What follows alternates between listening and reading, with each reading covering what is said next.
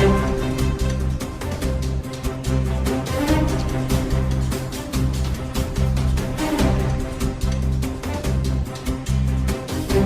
ಗೆಳೆಯರೆ. ಈ ದಿನ ನಾವು ಬಿಸಿ ಸುದ್ದಿ ವಿಶೇಷ ಸಂಚಿಕೆಯಲ್ಲಿ ನಿಸರ್ಗ ವಿಜ್ಞಾನ ಸಮಾಜದ ಅಂಕಣದಲ್ಲಿ ವಿಶೇಷವಾಗಿ ಅತಿಥಿಯೊಂದಿಗೆ ಚರ್ಚೆ ಮಾಡಲಿಕ್ಕೆ ಇವತ್ತು ಇಲ್ಲಿದ್ದೇವೆ. ಬಹಳ ಕುತೂಹಲಕರವಾದ ವಿಷಯ ಏನು ಅಂದರೆ, ನಮ್ಮ ಸಮಾಜದಲ್ಲಿ ಬಹಳ ವೈಜ್ಞಾನಿಕವೋ ಅವೈಜ್ಞಾನಿಕವೋ ಅನ್ನೋ ಜಿಜ್ಞಾಸಿಕೆ ಸದಾ ನಿರಂತರವಾಗಿ ಶತಶತಮಾನಗಳಿಂದ ಒಡ್ಡಿಕೊಂಡು ಬಂದಿರತಕ್ಕಂಥ ವಿಚಾರಧಾರೆ ಅಂದರೆ ಒಂದು ಜ್ಯೋತಿಷ್ಯ. ನೀವು ನೋಡ್ತಾ ಇರ್ತೀರ, ಜ್ಯೋತಿಷ್ಯವನ್ನು ಅನೇಕ ವಿಶ್ವವಿದ್ಯಾನಿಲಯಗಳು ಪಠ್ಯವನ್ನಾಗಿ ಕೂಡ ಅಧ್ಯಯನ ಮಾಡಲಿಕ್ಕೆ ಅನುಮತಿಯನ್ನು ಕೊಟ್ಟಿರ್ತಕ್ಕಂಥ ಕಾಲಮಾನ ಇದು. ಇದೇ ಸಂದರ್ಭದಲ್ಲಿ ಖಗೋಳ ವಿಜ್ಞಾನ, ಅದಕ್ಕೆ ವಿರುದ್ಧ ಗತಿಯಲ್ಲಿ ಚಲಿಸ್ತಕ್ಕಂಥ ಖಗೋಳ ವಿಜ್ಞಾನ ಉಚ್ಛ್ರಾಯ ಸ್ಥಿತಿಯಲ್ಲಿರ್ತಕ್ಕಂಥ ಕಾಲಮಾನವೂ ಇದು ಹೌದು. ಯಾಕೆಂದರೆ ಇವತ್ತು ಮನುಷ್ಯ ಗ್ಯಾಲಕ್ಸಿ, ನೆಬ್ಯುಲಾ, ನಕ್ಷತ್ರಗಳನ್ನು ದಾಟಿ ಸಾವಿರಾರು ಕೋಟಿ ಕೋಟಿ ಕಿಲೋಮೀಟರ್ಗಳ ದೂರ ತನ್ನ ದೃಷ್ಟಿಯನ್ನು ನೆಟ್ಟಿರ್ತಕ್ಕಂಥ ಒಂದು ಆಧುನಿಕ ಕಾಲ ಇದು. ಆದರೆ ಇದೇ ಸಂದರ್ಭದಲ್ಲಿ ಎಲ್ಲೋ ದೂರದಲ್ಲಿರ್ತಕ್ಕಂಥ ಲಕ್ಷಾಂತರ ಮೈಲಿಗಳ ಆಚೆ ಇರ್ತಕ್ಕಂಥ ಒಂದು ಆಕಾಶಕಾಯ ನಮ್ಮ ಜೀವನದ ಮೇಲೆ ಪ್ರಭಾವ ಬೀರುತ್ತೆ, ನಮ್ಮ ಜೀವನದ ದಿಕ್ಕು ದೆಸೆಯನ್ನು ನಿರ್ಧರಿಸುತ್ತೆ ಅಂತಕ್ಕಂಥ ಒಂದು ವಿಚಾರಧಾರೆಯನ್ನು ಜ್ಯೋತಿಷ್ಯ ತಜ್ಞರು ಹರಿಬಿಡ್ತಾರೆ. ಸೊ ಇಂಥ ಸಂದರ್ಭದಲ್ಲಿ ಈ ಜಿಜ್ಞಾಸೆ, ಈ ಚರ್ಚೆಗಳ ನಡುವೆ ನಾವು ಈ ದಿನ ಹವ್ಯಾಸಿ ಖಗೋಳ ವೀಕ್ಷಕರಾದಂಥ ಮತ್ತು ವಿಜ್ಞಾನ ಲೇಖಕರು ಆದಂಥ HST ಸ್ವಾಮಿಯವರನ್ನು ಇವತ್ತು ಚರ್ಚೆಯಲ್ಲಿ ಭಾಗವಹಿಸಲಿಕ್ಕೆ ಆಹ್ವಾನಿಸಿದಾಗ ಅವರು ಬಹಳ ಅಭಿಮಾನದಿಂದ ಒಪ್ಪಿ ಇಲ್ಲಿ ಆಗಮಿಸಿದ್ದಾರೆ. ಅವರಿಗೆ ನಾನು ಬಿಸಿ ಸುದ್ದಿಯ ಪರವಾಗಿ ಸ್ವಾಗತವನ್ನು ಬಯಸ್ತಾ ಇದ್ದೇನೆ. ನಮಸ್ಕಾರ. ನಮಸ್ತೆ ಸರ್. ನಮಸ್ಕಾರ. ಈ ಜ್ಯೋತಿಷ್ಯ ಶಾಸ್ತ್ರ ಅನ್ನೋದು ತಮಗೆ ಗೊತ್ತಿದ್ದಂತೆ ಯಾವಾಗಲೂ ಕೂಡ ಒಂದು ಚರ್ಚೆಯ ವಿಷಯ ಆಗಿದೆ. ತಾವು ಖಗೋಳ ಶಾಸ್ತ್ರಜ್ಞರು. ಜ್ಯೋತಿಷ್ಯ ಶಾಸ್ತ್ರಕ್ಕೂ ಖಗೋಳಶಾಸ್ತ್ರಕ್ಕೂ ಏನು ವ್ಯತ್ಯಾಸ ಅನ್ನೋದನ್ನು ನಮ್ಮ ವೀಕ್ಷಕರಿಗೆ ತಿಳಿಸ್ಕೊಟ್ರೆ ಚರ್ಚೆಗೆ ಮೊದಲು ಒಂದು ಮುಂದಿನ ಚರ್ಚೆ ಸರಾಗವಾಗಿ ಸಾಗುತ್ತೆ ಅಂತ ನನ್ನ ಭಾವನೆ. ನಿಜವಾಗ್ಲೂ ಕೂಡ ಇವತ್ತು ಪ್ರಸ್ತುತವಾಗಿರ್ತಕ್ಕಂಥ ವಿಷಯಗಳಿವೆರಡು, ಜ್ಯೋತಿಷ್ಯ ಮತ್ತು ಖಗೋಳ. ಅದರಲ್ಲೂ ಇವತ್ತು ಖಗೋಳ ತುಂಬ ಉತ್ತುಂಗ ಸ್ಥಾನದಲ್ಲಿರ್ತಕ್ಕಂಥ ಒಂದು ವಿಷಯ. ಅದನ್ನು ಆಧಾರವಾಗಿ ಇಟ್ಕೊಂಡು, ಖಗೋಳದ ವಿಚಾರಗಳನ್ನು ಆಧಾರವಾಗಿ ಇಟ್ಕೊಂಡು ದುಡಿಮೆ ಮಾಡಲಿಕ್ಕೆ, ಜನರಲ್ಲಿ ಆತಂಕವನ್ನು, ಮೂಢತೆಯನ್ನು ಬಿತ್ತಲಿಕ್ಕೆ ಹುಟ್ಟಿರ್ತಕ್ಕಂಥ ಇನ್ನೊಂದು ವಿಷಯ ಜ್ಯೋತಿಷ್ಯ ಅಂತೇಳಿ. ಖಗೋಳ ಅಂದರೆ ಬೇರೆ ಏನೂ ಅಲ್ಲ, ನಾವು ರಾತ್ರಿ ಆಕಾಶದಲ್ಲಿ ನೋಡ್ತಕ್ಕಂಥ ನಕ್ಷತ್ರಗಳು, ಗ್ರಹಗಳು, ಉಪಗ್ರಹಗಳು, ಗ್ಯಾಲಕ್ಸಿ, ನೆಬುಲಾ, ಏನೆಲ್ಲ ಈ ಆಕಾಶಕಾಯಗಳಿದ್ದಾವೆ ಅವುಗಳನ್ನು ಉಪಯೋಗಿಸ್ಕೊಂಡು ನಾವು ಅವುಗಳನ್ನು ಕರಾರುವಕ್ಕಾಗಿ ಅವೆಲ್ಲಿದ್ದಾವೆ, ಅವುಗಳ ಸ್ಥಾನಮಾನಗಳೇನು, ಅವುಗಳು ನಮ್ಮಿಂದ ಭೂಮಿಯಿಂದ ಎಷ್ಟು ದೂರ ಇದ್ದಾವೆ, ಅಲ್ಲೂ ಕೂಡ ನಮ್ಮ ಭೂಮಿಯ ಹಾಗೆ ಜೀವಿಗಳಿದ್ದಾವ, ಅವುಗಳನ್ನು ತಿಳ್ತಕ್ಕಂಥ ವಿಚಾರ ಸತ್ಯ. ಖಗೋಳ ಅನ್ನತಕ್ಕಂಥದ್ದು ನಿತ್ಯ ಸತ್ಯ. ಆದರೆ ಜ್ಯೋತಿಷ್ಯ ಇದೇ ಖಗೋಳದ ಆಕಾಶಕಾಯಗಳನ್ನು ಉಪಯೋಗಿಸಿಕೊಂಡು ಜನರಲ್ಲಿ ಆತಂಕವನ್ನು ಉಂಟು ಮಾಡಿ ಮೂಢತೆಯನ್ನು ಸೃಷ್ಟಿ ಮಾಡತಕ್ಕಂಥ ಮತ್ತು ಲಾಭವನ್ನು ಮಾಡ್ಕೊಳ್ತಕ್ಕಂಥ ಒಂದು ವಿಚಾರ. ನನಗೆ ನನ್ನ ಅಭಿಪ್ರಾಯ. ಒಂದು ಪ್ರಶ್ನೆ ಇದೆ ಸ್ವಾಮಿಯವರೇ, ಹೇಳಿ ಸರ್. ಈ ಜ್ಯೋತಿಷ್ಯ ಶಾಸ್ತ್ರದಲ್ಲಿ ಪಂಚಾಂಗಗಳನ್ನು ಬಳಸ್ಕೊಳ್ತಾರೆ ಜ್ಯೋತಿಷ್ಯ ಹೇಳ್ತಕ್ಕಂಥ. ಪಂಚಾಂಗದಲ್ಲಿ ಕಾಲ ನಿರ್ಣಯವನ್ನು ನಿಖರವಾಗಿ ಹೇಳಲಾಗುತ್ತೆ. ಹೌದು. ಹುಣ್ಣಿಮೆ, ಅಮಾವಾಸ್ಯೆಗಳು ಮತ್ತು ಗ್ರಹಗತಿಗಳು, ಗ್ರಹಗಳು ಹೇಗೆ ಚಲಿಸ್ತಾ ಇದ್ದಾವೆ, ಯಾವ ಸಂದರ್ಭದಲ್ಲಿ ಯಾವಾಗ ಬರ್ತವೆ, ಯಾವಾಗ ಕಾಣಿಸ್ತವೆ ಅನ್ನೋದನ್ನ ನಿಖರವಾಗಿ ಹೇಳಲಾಗುತ್ತೆ. ಕಾಲ ಮತ್ತು ಸಮಯಗಳನ್ನು ನಿಖರವಾಗಿ ತಿಳಿಸ. ಅದು ಖಗೋಳವನ್ನ ಇದು ಹೇಗೆ ಅಂತ. ಪಂಚಾಂಗ ಅಂತಕ್ಕಂಥದ್ದು ಖಗೋಳವನ್ನ ಆಧಾರವಾಗಿ ಇಟ್ಕೊಂಡು ರಚನೆ ಮಾಡಿರತಕ್ಕಂಥ ಪುಸ್ತಕ. ಪಂಚಾಂಗ it is the purely based on mathematics and physics.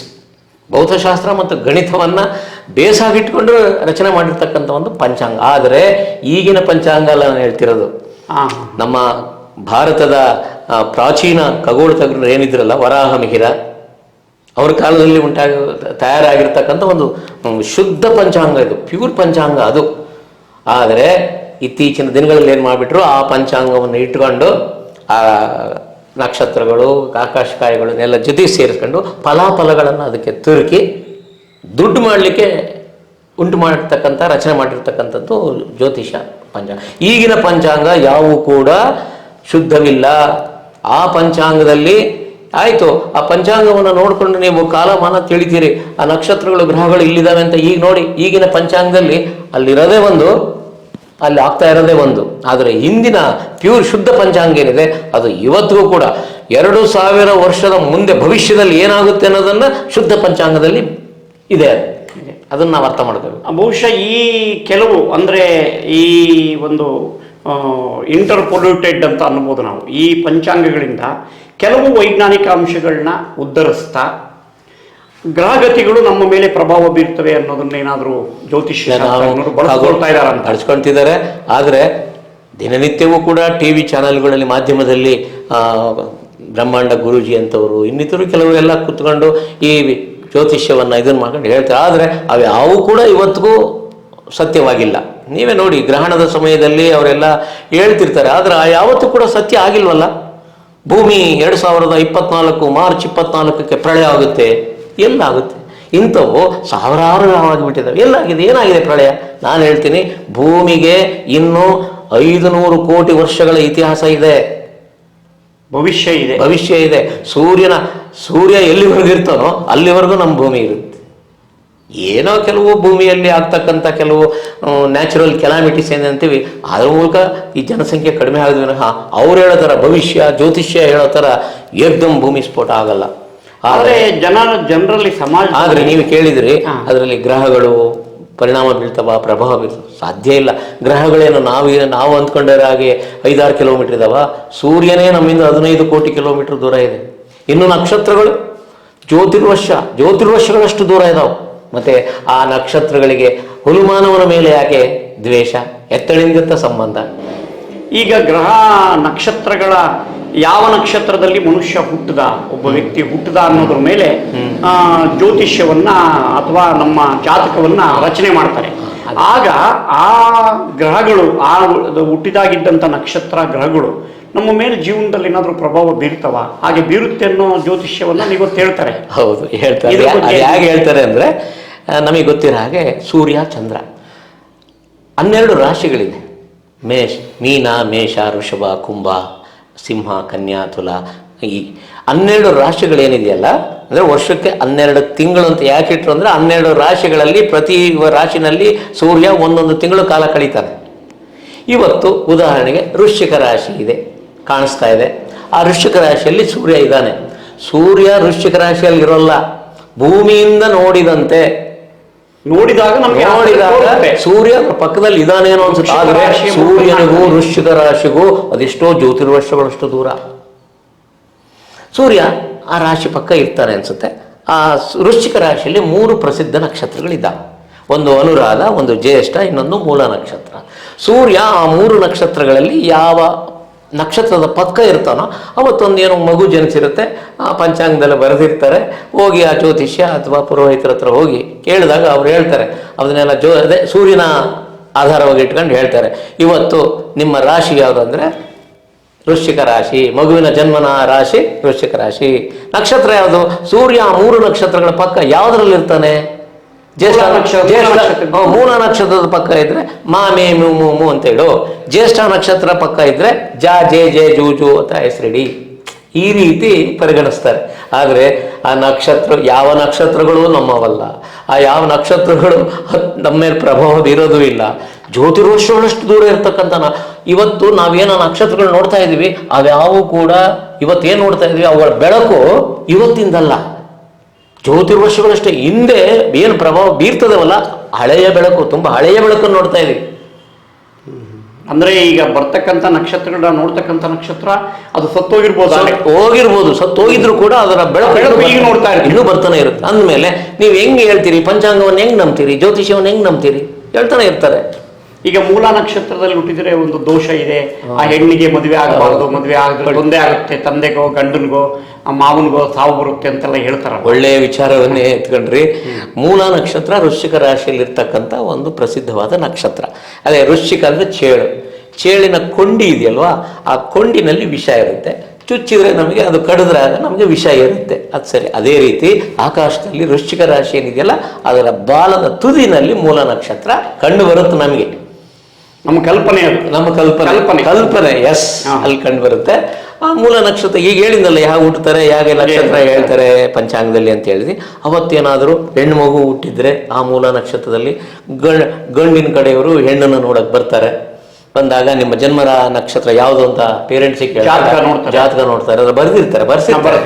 ಅವಾಗ ಅದ್ರ ಮೂಲ ನಕ್ಷತ್ರ ಬೇಡ ನಮಗೆ ಮೂಲ ನಕ್ಷತ್ರ.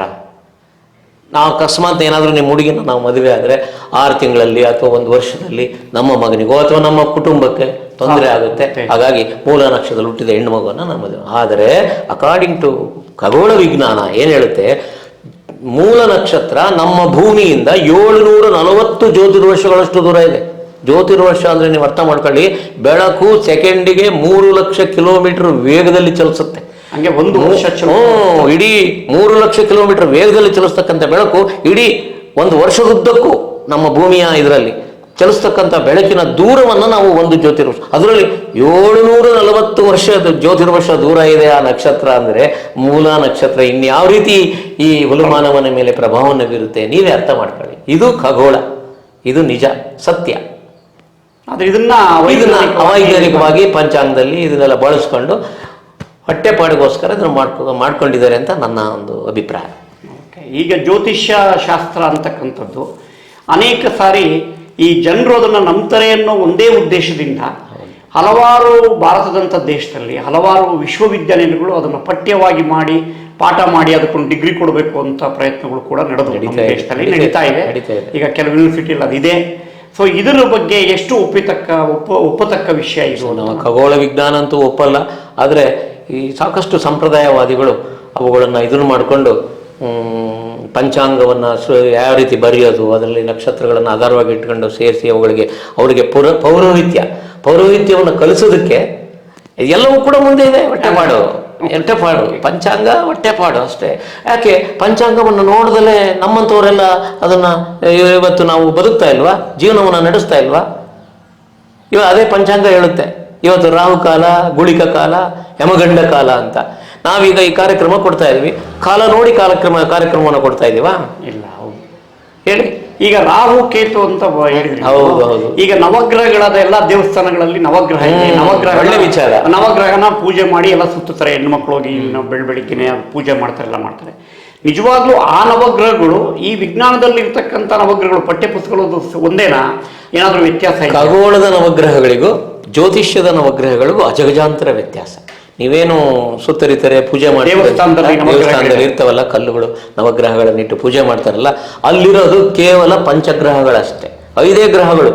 ಇನ್ನು 4 ಗ್ರಹಗಳಲ್ಲದ ಗ್ರಹಗಳನ್ನು ಸೇರಿಸಿರ್ತಾರೆ.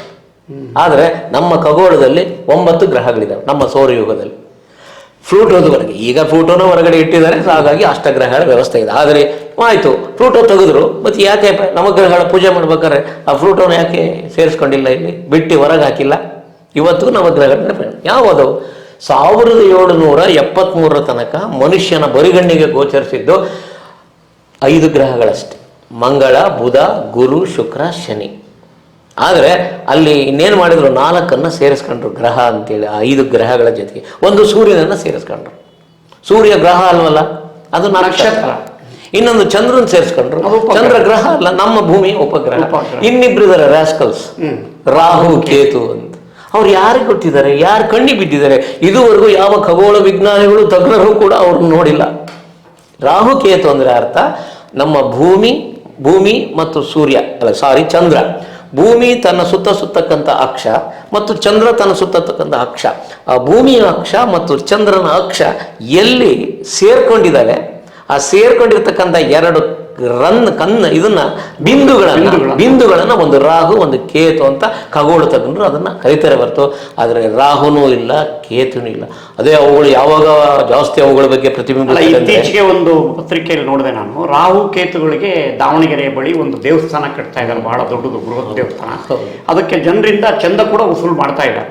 ಚಂದ ಸಂಗ್ರಹ ಆಗ್ಬೋದು, ಯಾಕಂದ್ರೆ ಜನರಲ್ಲಿ ಒಂದು ನಂಬಿಕೆ ಇದೆ, ಆಗ್ಬೋದು. ಆದರೆ ಇದು ಎಷ್ಟು ಸರಿ ನೋಡಿ, ಇಲ್ಲದೇ ಇರೋ ಗ್ರಹಗಳಿಗೆ ಒಂದು ದೇವಸ್ಥಾನ ಕಟ್ತಾ ಇದ್ದಾರೆ.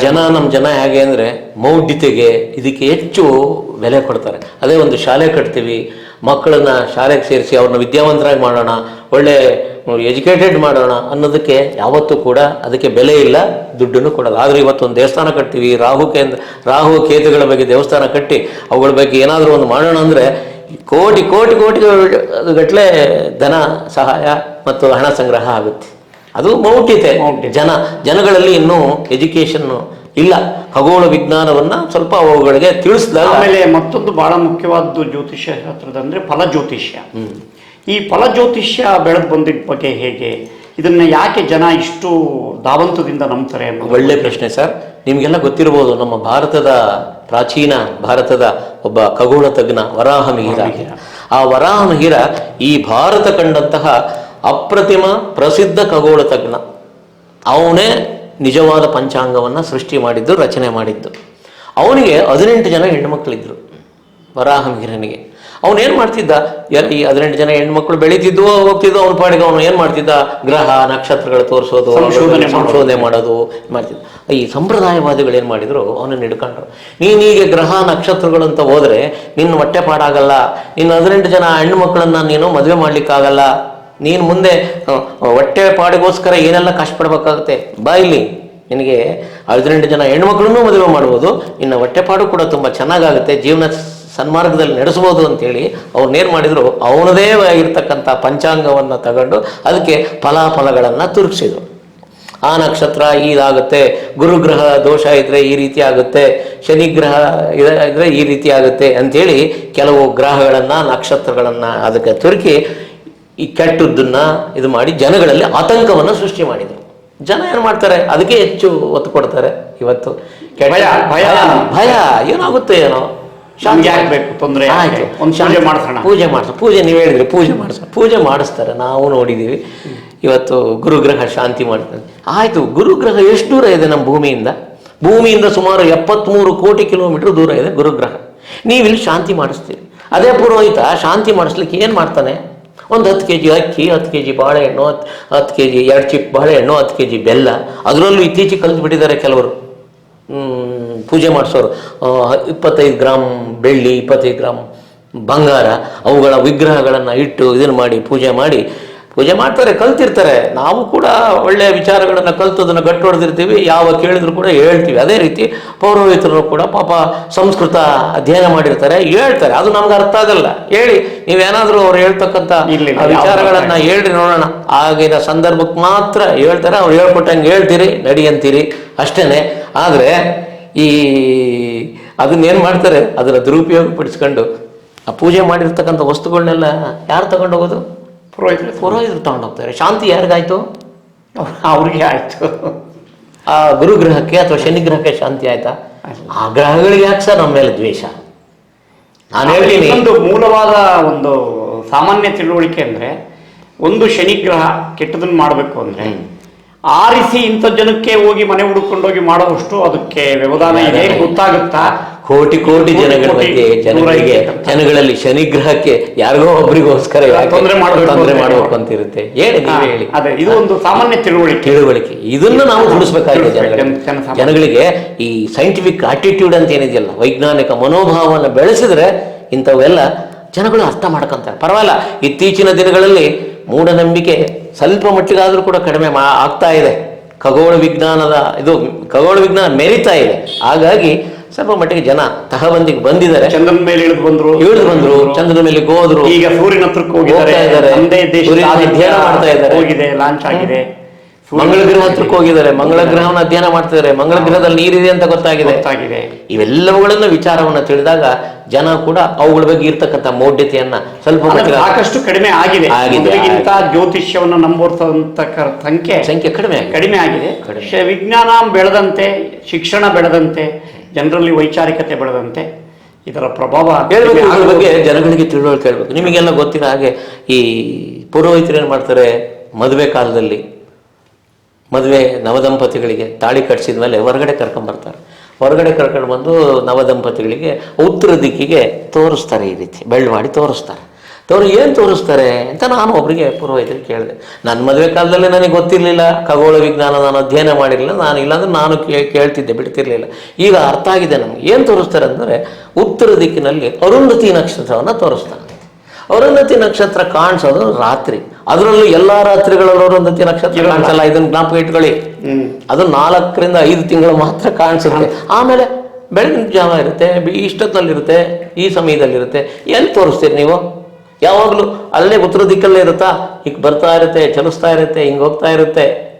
ಯಾಕಂಗೆ ಹೇಳ್ತಾರೆ ಅಂದರೆ, ಈ ಉತ್ತರ ದಿಕ್ಕಿನಲ್ಲಿ ನಮಗೆ ಖಗೋಳ ವಿಜ್ಞಾನದ ಪ್ರಕಾರ, ನಮಗೆ ತಿಳುವಳಿಕೆ ಇರೋ ಪ್ರಕಾರ ಒಂದು ಸಪ್ತರ್ಷಿ ಮಂಡಲ ಅಂತ ಒಂದು ನಕ್ಷತ್ರ ಪುಂಜ ಇದೆ. ಏಳು ನಕ್ಷತ್ರಗಳು ಗಾಳಿಪಟದ ಆಕಾರವಾಗಿದೆ. ಯಾವ್ಯಾವ ದೇಶದವ್ರು ಹೆಂಗೆ ನೋಡಿದ್ರು ಆ ರೀತಿಯ ಆಕಾರವನ್ನೇ ಅದು ಕೊಡುತ್ತೆ. ಬ್ಯಾಬಿಲಿಯನ್ಸ್ ನೋಡಿದ್ರು ಸೌಟಿನ ಥರ ಕಂಡು ಅದನ್ನು ಸೌಟು ಅಂತ ಕರೀತಾರೆ. ನಮ್ಮವ್ರನ್ನ ನೋಡಿದ್ರೆ ಅದನ್ನ ಕರಡಿ ಅಂತ ಕರೀತಾರೆ. ನೀವು ತಲೆ ಕೆಳಗೆ ಮಾಡಿ ಕಾಲ್ ಮೇಲ್ ಮಾಡಿ ಅದನ್ನು ನೋಡಿದರೆ ನಮಗೆ ಕರಡಿ ರೂಪದಲ್ಲೇ ಕಾಣಿಸುತ್ತೆ. ಬಿಗ್ ಬೇರ್ ಅಂತಲೇ ಅದನ್ನು ಕರಿತೀವಿ ಅದನ್ನು. ಆದರೆ ಅದು ಗಾಳಿಪಟದ ರೂಪದಲ್ಲಿ ಕಾಣಿಸುತ್ತೆ. ಯಾಕೆ ಅಂದರೆ ಅದರಲ್ಲಿ 7 ನಕ್ಷತ್ರಗಳಿದಾವೆ. ಸಪ್ತ ಋಷಿ ಮಂಡಲ ಅಂತ. ಯಾವರು ಸಪ್ತ ಋಷಿಗಳು? ಕ್ರತು, ಪುಲಹ, ಪುಲಸ್ತ್ಯ, ಅತ್ರಿ, ಅಂಗೀರಸ, ವಶಿಷ್ಠ, ಮರೀಚಿ ಅಂತೇಳಿ 7 ಋಷಿಗಳನ್ನು ಆ ನಕ್ಷತ್ರಗಳಿಗೆ ಹೆಸರಿಸಿದ್ದಾರೆ. ಅದರಲ್ಲಿ 6ನೇ ನಕ್ಷತ್ರವೇ ನಿಮಗೆಲ್ಲ ಗೊತ್ತಿರೋ ಹಾಗೆ ವಶಿಷ್ಠ ನಕ್ಷತ್ರ. ಆ ವಶಿಷ್ಠ ನಕ್ಷತ್ರದ ಪಕ್ಕನ ಇನ್ನೊಂದು ನಕ್ಷತ್ರ ಇದೆ. ಅದೊಂದು ಸ್ವಲ್ಪ ಕೀನ್ ಅಬ್ಸರ್ವ್ ಮಾಡಿದ್ರೆ ಕಾಣಿಸುತ್ತೆ. ಅದನ್ನು ಚಿಕ್ಕದು ಅರುಂಧತಿ. ವಶಿಷ್ಠ ನಕ್ಷತ್ರಕ್ಕೆ ಅಂಟ್ಕೊಂಡಂಗಿರುತ್ತೆ, ಅಂಟುಕೊಂಡಿರಲ್ಲ. ವಶಿಷ್ಠ ನಕ್ಷತ್ರಕ್ಕೂ ಅರುಂಧತಿ ನಕ್ಷತ್ರಕ್ಕೂ 7 ಜ್ಯೋತಿರ್ವರ್ಷಗಳಷ್ಟು ದೂರ, ಕೋಟ್ಯಾಂತರ ಕಿಲೋಮೀಟರ್ ದೂರ. ಆದ್ರೆ ಬರಿಗಣ್ಣಿಂದ ನೋಡಿದಾಗ ಆದರೆ ಅದೇನಪ್ಪ ಅಂತಂದ್ರೆ ಅವೆರಡು ನಕ್ಷತ್ರಗಳು ಯಮಣ ನಕ್ಷತ್ರಗಳು ಅಂತ ಖಗೋಳ ವಿಜ್ಞಾನದ ಪ್ರಕಾರ, ಬೈನರಿ ಸ್ಟಾರ್ಸ್ ಅಂತ. ಒಂದು ನಕ್ಷತ್ರ ಇನ್ನೊಂದು ನಕ್ಷತ್ರವನ್ನ ಸುತ್ತರುತ್ತವಲ್ಲ, ಆ ಸುತ್ತರಿಯುವ ನಕ್ಷತ್ರಗಳು ಜೋಡಿ ನಕ್ಷತ್ರಗಳು ನಮ್ಗಂಗೆ ಕಾಣಿಸ್ತವೆ. ಅದ್ಯಾಕೆ ಹೇಳ್ತಾರೆ ಮದುವೆನಲ್ಲಿ ತೋರಿಸ್ತಾರೆ ಅಂತ ಹೇಳಿದ್ರೆ, ನಮಗೆ ಗೊತ್ತಿರೋ ಪ್ರಕಾರ ವಶಿಷ್ಠ ಮತ್ತು ಅರುಂಧತಿ ಪುರಾಣ ಪ್ರಸಿದ್ಧ ಆದರ್ಶ ಋಷಿ ದಂಪತಿಗಳು. ಬಹಳ ಆದರ್ಶವಾಗಿ ಬಾಳಿ ಬದುಕಿದವರು. ನೀವು ಕೂಡ ಬಹಳ ವರ್ಷ ಅದೇ ರೀತಿ ಬಾಳಿ ಬದುಕ್ರಿ ಅಂತ ಅದನ್ನು ನಾನು ತಮಾಷೆಗೂ ಕೂಡ ಹೇಳ್ತಾ ಇರ್ತೀನಿ. ನೋಡ್ಲಿಕ್ಕೇನೋ ವಶಿಷ್ಠ ಅರುಂಧತಿ ಅಂಟುಕೊಂಡಂಗಿರ್ತಾರೆ, ಆದರೆ ಇಲ್ಲಿ ಮದುವೆ ಆದ್ಮೇಲೆ ಅಷ್ಟೇ ಒಂದು 5-6 ವರ್ಷ ಜೊತೆಗಿರ್ತಾರೆ. ಆಮೇಲೆ ಆ ಸಂಸಾರದಲ್ಲಿ ಏನು ಬರುತ್ತೋ ಏನೋ ಡೈವರ್ಸ್ ತಗೊಂಡು ಗಂಡ ಹೆಂಡತಿ ದೂರ ಆಗ್ತಾರೆ. ಆಯಿತು, ಎಷ್ಟು ನಕ್ಷತ್ರಗಳು, ಎಷ್ಟು ಇದನ್ನ ನೋಡಿ, ಕಾಲ ನೋಡಿ ಮದುವೆ ಮಾಡಿರ್ತೀರಿ, ಎಷ್ಟು ಬಾಳಿ ಬದುಕಿದಾವೆ, ಎಷ್ಟು ಕರೆಕ್ಟ್ ಆಗಿದ್ದಾವೆ. ಏನು ನೋಡದೆ ಮದುವೆ ಆಗಿದ್ರು ಎಷ್ಟು ಸಮಂಜಸವಾಗಿ ಕರೆಕ್ಟಾಗಿ ಅವರು ದಾಂಪತ್ಯವನ್ನು ಉಳಿಸ್ಕೊಂಡಿದ್ದಾರೆ. ಅಂದರೆ ಜ್ಯೋತಿಷ್ಯಕ್ಕೂ ಮನುಷ್ಯನ ಜೀವನಕ್ಕೂ ಏನು ಸಂಬಂಧ ಇಲ್ಲ ನನ್ನ ಪ್ರಕಾರ. ಅದೇ ಇದೆಲ್ಲ ಕೇವಲ ಒಂದು ತಾತ್ಕಾಲಿಕ ಸಮಾಧಾನ ಅಷ್ಟೇ, ಅಥವಾ ಜ್ಯೋತಿಷಿಗಳ ಅವರ ಬದುಕಕ್ಕೆ ಜೀವನಕ್ಕೋಸ್ಕರ ಮಾಡ್ಕೊಂಡಿರ್ತಕ್ಕಂಥ ಒಂದು ವ್ಯವಸ್ಥೆ. ಖಂಡಿತ ಸ್ವಾಮಿಯವರೇ, ಸಾಕಷ್ಟು ವಿಚಾರಗಳನ್ನು ನೀವು ಇಲ್ಲಿವರೆಗೂ ನಮಗೆ ಜ್ಯೋತಿಷ್ಯ ಶಾಸ್ತ್ರದ ಬಗ್ಗೆ ತಿಳಿಸಿದ್ದೀರಾ. ಖಂಡಿತ ಖಗೋಳಶಾಸ್ತ್ರ ಹೆಚ್ಚು ಹೆಚ್ಚು ಪ್ರಚಾರ ಆಗಬೇಕು, ವೈಜ್ಞಾನಿಕತೆ ವೈಚಾರಿಕತೆ ಬೆಳಿಬೇಕು, ಮತ್ತು ಜ್ಯೋತಿಷ್ಯ ಶಾಸ್ತ್ರದಂಥ ವೈಜ್ಞಾನಿಕ ವಿಚಾರಗಳು ಸಮಾಜದಲ್ಲಿ ಪೂರ್ಣ ಕೊನೆಗೊಳ್ಳಬೇಕು ಅನ್ನೋದೇ ನಮ್ಮ ಆಶಯ. ಖಂಡಿತ ತಾವು ಸಾಕಷ್ಟು ವಿಷಯ ತಿಳಿಸ್ಕೊಟ್ಟಿದ್ದಕ್ಕೆ ತಮಗೆ ಧನ್ಯವಾದಗಳು.